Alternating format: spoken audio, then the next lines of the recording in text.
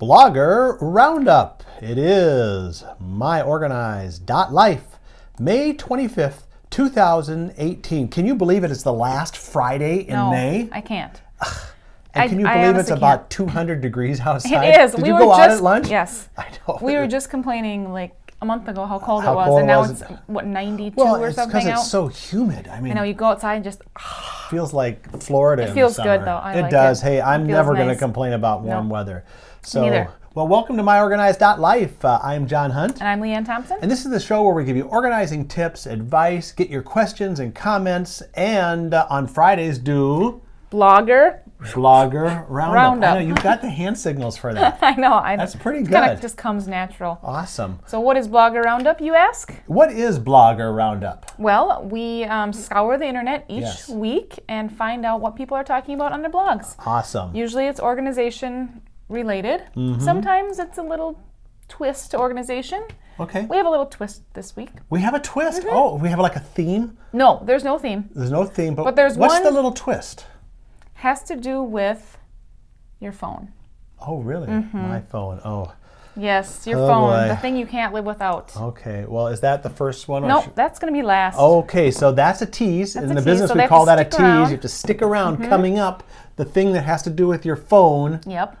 Okay. We are going to start with Lisa Montanaro. All right. I don't know if she's ever been featured on this show. Has she? I think she may have once. Okay. We'll have to go back. You know, all the shows are in the archive on Facebook. You just scroll down to the videos. Every single one since February. Yep, when we February started this. 19th or 18th was our kickoff date. And then also on our YouTube channel, myOrganized.life. Right. All right, Lisa Montanaro, what do we have as the title of this one? The title is The Power of Unscheduling Your Calendar, Giving Priority to Typically Unstructured Activities. Yes, and this can be found at lisamontanaro.com. In her blog section. That's pretty good because that is her name. That's right. So I'm glad you can find it there. Yes. Yes. And she's talked to us before, and so many more other organizers have talked to us about scheduling white space in your calendar. Yes, blocking out. This is a little bit, it's like that, but you're naming the white space. Oh, you are. So if you want to take a nap, or if you have white space at 3 o'clock in the afternoon on a Saturday, and you want to take a nap, put in there, sleep. Ooh. And make it a priority. Make your time a priority. All right. And focus on the activities that don't give yourself, that do give yourself the attention. Okay. So, and she talks about building backwards your calendar. So normally you would make your calendar and say, oh, I have John's birthday party in 5 days, and I have karate here and whatever there. She talks about building in your time first. Oh, that's a good one. And don't give up that precious time. Obviously, if it's something critical that comes up, then reschedule. But your me time is just as important as your other people time, if not more important. Because then, if you start getting rid of if I see on my calendar, I was scheduled to maybe go shopping by myself for one day, and then someone says, do you want to do this? And you kind of blow yourself off. Right, yeah. Well, then it's like... But you can say, I'm booked. Yeah, you're booked. And then just make sure not to get in the habit of overbooking yourself. Right, yeah. So it's a pretty interesting article. It's pretty that's long. I just highlighted a few things. Lisa is like the Renaissance woman, too. She totally is. So this totally works for her. Yes, definitely. So love it. And she's got a busy life, too. Oh, she absolutely speaks, does. She does... I think she does everything. She's in theater. She's in theater, I wonder actually when jogging. she does got sleep. 2 cute dogs. She probably needs that Saturday afternoon time to catch up on her sleep because she's doing all those other things. I was thinking though, when you put yourself on your calendar to sleep, does your alarm go off then hey, it's time to sleep, and then you suddenly just drop what you're doing and lay down? Yeah, probably. Okay. I guess that works. Let's put the slide back up. It's lisamontanaro.com. The power of unscheduling your calendar, giving priority to typically unstructured activities. Great. Okay, well, we'll move on to the next one. This is our friend Leslie Josell, Order Out of Chaos, or if the website is orderoochaos.com. And the article on our blog is called 10 Ways Color Coding Can Help Your family. Now, we're not going to get into all 10 because it's a long list. That'd be a lot of help too. Plus, Right. we want you to go to these blogs. We just don't want to like regurgitate them to you. Yeah. We're out locating the blogs, finding For some you. good things, and giving you a few of the pieces, and then say go out and check Right. these out. So anyway, this is not only is we had it on the slide, but a very colorful header too. I like that. Yeah. But here's just a few ways that you can add color to your daily home and school routines to help organize. Color code your to-do list with different colored sticky notes. Okay. So that's kind of a nice one. So, and you can do that by person or maybe by category. Say you have, one kid has these things to do, and you have a to-do list on that. So you can do it by kid. You can do it by, maybe here's my stuff for work. Here's my stuff for, my church club. Here's the stuff for those other areas. Kind of like how you can color code your calendar in Outlook. Yeah. Well, she probably, is also, she's got those planners, She does, and she does. They're awesome. Lots of time blocks. And they have the little color coding. They have the spot for So areas. We know this works. We know Leslie's tricks. Yes. How about use different colored bracelets for reminders? I've not heard of this one before. Oh, me neither. I've heard of the string on the pinky. Yeah. So what you can do is you can buy these little sets of different colored bracelets. So, green might mean go to the bank because of money. Yep. Something might mean go to the store for food or, so they're little reminders, but they're different colors. That's pretty good for kids too. Maybe, blue means empty the dishwasher. Yes, or you've got soccer today after school. Yep. Okay. Color code. We've talked like this about this before. School supplies, or like, for example, you can do different. Students would have a different color binder. Yeah. So Jimmy's is blue and Sally's is red, or whatever. Does anyone name their kid Jimmy and Sally anymore? That's kind of why I smirked. Yeah. It reminds me of like Elan's could be red and Natalie's could be pink. Yes. Right. Yeah. Notice I didn't say blue. That's true. Because you're thinking that all the reds and pinks are for girls, right? And the blues. Actually, I wasn't, but okay. Well, now you are. All now right. I am. But any color scheme you want to use, you can do that for organizing your kids' school supplies, and that kind of goes with their activities too. Here's one we actually do: color code their towels. Oh, you would do this at home? We do this at home because we have 4 girls that share one of the bathrooms. Okay. And so we got one each of different colors of the big, bath towels. Yep. Okay. And the matching hand towel and washcloth. Hey, I'm glad you know I'm the glad I names can of things. read. Well, I know. You're like finishing my sentence. I'm going, what was that thing called? It's the little square one. It's like a washcloth. That's right. So they each have their own hand towel on the. Yeah. Well, they have each. Well, actually, what's even more creative is there's a hook, and then above the hook is their initial in the color of their thing. So oh my goodness, that's cool. My wife. She's the ultimately organized one. So they not only know their color, but they have their initial and they have their own hook. Okay. So good. Now, if they could get them using those hooks instead of throwing on the stuff floor on the floor, or in their bedroom? That would be a bonus. But that's not part of this article. Leslie, we need your help. I like that next one coming up. Yes. Okay. So buying protective cases for your cell phones, like different members, everyone's got a different color. That's a good idea. Yeah, so not everyone say, "Oh, can you go grab the black phone or the silver one?" But I think everyone's got that.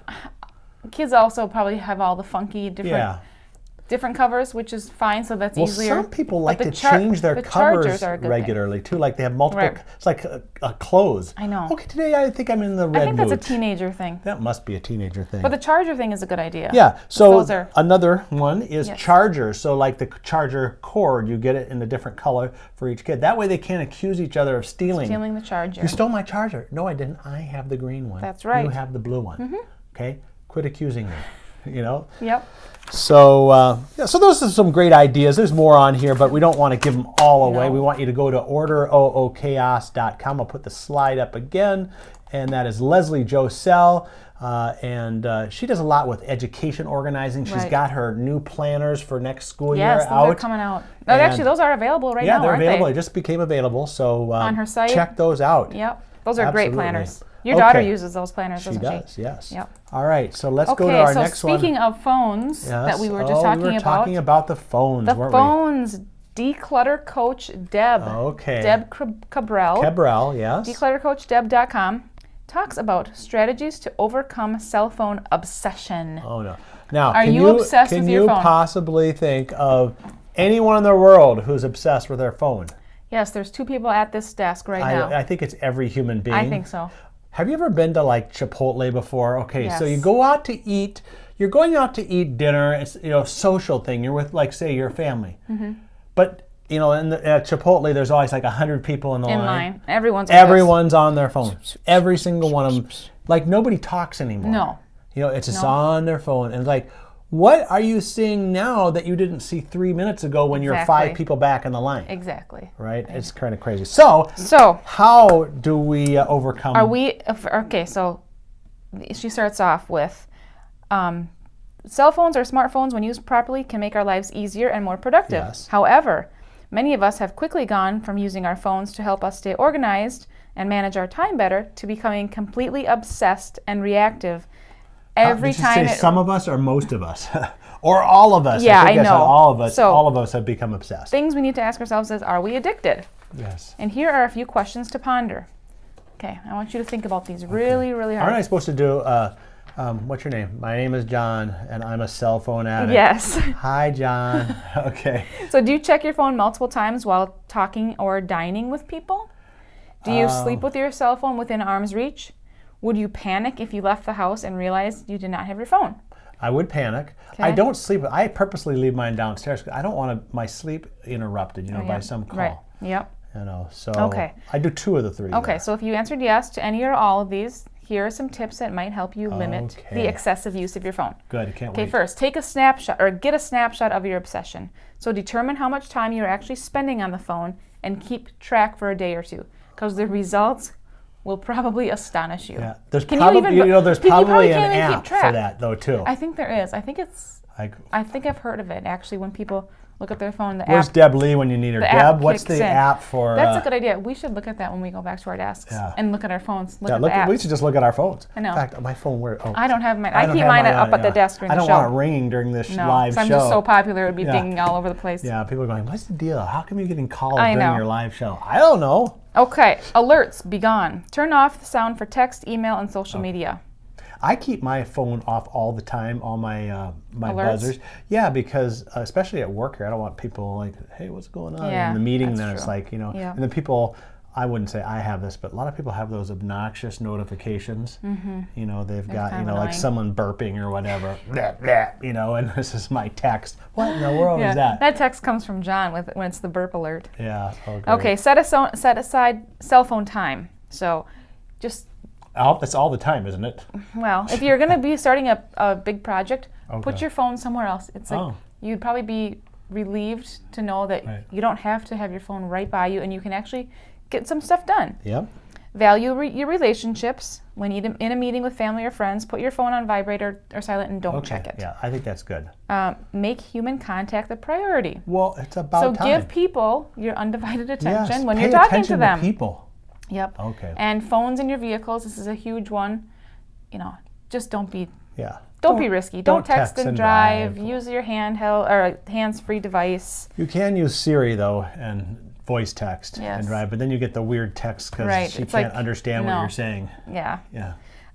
Let's see. Don't be that person and have your phone on, and if you're in a movie theater or church or whatever, it rings. I have to do a funny one about that because I voice texted my wife. I said, "Do you want to go shopping after work?" Mm-hmm. And it came out, "Do you want to go shoplifting after work?" Not so good. Nice. That would be bad evidence in a court of law. And let's see, it's okay to talk to strangers. So if you're sitting at the bus station or in line at a fast food place, you might want to strike up a conversation with somebody versus looking at the same Instagram post that you just saw 2 minutes ago. Over and over and over again. And let's see, take a break for an hour or so without having your phone with you. Allowing people to constantly have access to you is stressful. Yes. Oh, I know. It's like we're the always-on generation. We always have to be connected. Oh, someone just texted me. I know. So? I needed some alone time the other night, so I left after my husband got home from work. I left my phone in the car while I went to a couple shops. Nice. And it was just... peaceful. It was nice. But then you get home. Did you see I texted you? I tried to text you. Tried to call you. No, sorry. My phone was in the car. That's like someone at work emailing you and then basically walking over to your desk. Did you get my email? Did you get my email? I don't know. It hasn't even, through our computer system, it hasn't even got here yet. That's right. So So anyway, those are some tips from Deb Cabral. Let's put the slide Thank up you, again. Deb, for that nice blog post. decluttercoachdeb.com, and that's So it's a, she's got a lot of. I think there's a couple times she's been on the show now. So she's full of good tips. She is always well-rounded. got ideas, right? Yep. Okay. So, that wraps up. That is the last Blogger Roundup of May. Oh my gosh. Because next Friday is June 1st. Wow. That's a hard one to get my hands around. But anyway, we'll have some exciting stuff next week. We will not be here Monday because we have Monday off. So no one to turn on the stuff here. No one's going to turn on the lights and pretend to be us. But we will be back on Tuesday and Wednesday and Thursday and Friday next week with another 4/5 full show of a week. Right. Here on myOrganized.life live.